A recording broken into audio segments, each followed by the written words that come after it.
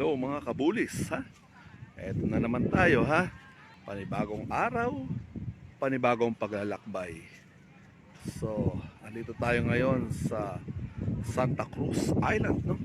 Ito yung very famous na Pink Beach sa Zamboanga. Ayan, kita napakaganda at napakaputi ng buhangin, ha? At talaga namang kulay pink, ha?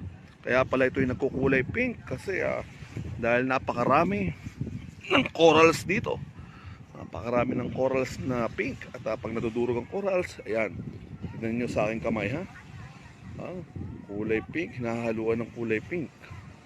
Yung buhangin dito napakaganda. Ayan, yun naman doon yung mainland ng Zamboanga City, no? So, tayo ngayon ay nasa isla ng Santa Cruz. Mag-enjoy tayo dito.